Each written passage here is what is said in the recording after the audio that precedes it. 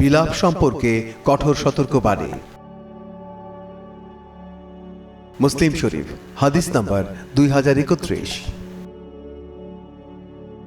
আবু বকর ইবনু আবু শায়বা ও ইসাক ইবনু মানসুর রহমতুল্লাহ আলাইহি আবু মালিক আশআরী রাদিয়াল্লাহু আনহু বর্ণনা করেন, নবী সাল্লাল্লাহু আলাইহি সাল্লাম বলেছেন, আমার উম্মতের মধ্যে জাহিলিয়াত বিষয়ের 4টি জিনিস রয়েছে যা তারা ত্যাগ করছে না।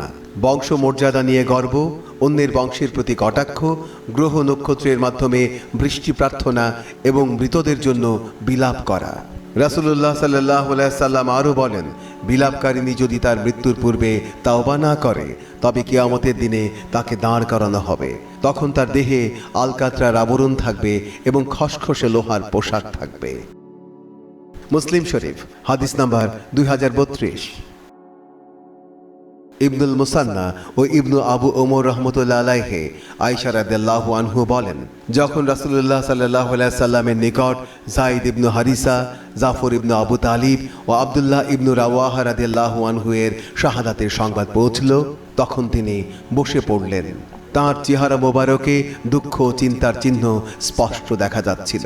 আয়েশা রাদিয়াল্লাহু আনহু বলেন, আমি দরজার ফাঁক দিয়ে দেখতে পাচ্ছিলাম।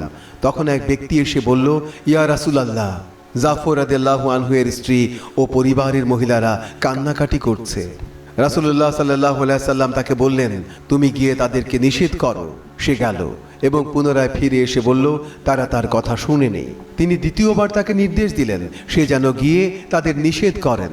সে গিয়ে পুনরায় ফিরে এসে বলল, আল্লাহর কসম, ইয়া রাসূলুল্লাহ, তারাই আমাদের উপর প্রবল রইল। আয়েশা রাদিয়াল্লাহু আনহু বলেন যে রাসূলুল্লাহ সাল্লাল্লাহু আলাইহি সাল্লাম তখন বললেন, যাও, তুমি তাদের মুখে মাটি ঢুকিয়ে দাও। আয়েশা রাদিয়াল্লাহু আনহু বলেন, আমি মনে মনে বললাম, আল্লাহ তোমার নাক ধূলিধূসরিত করুন।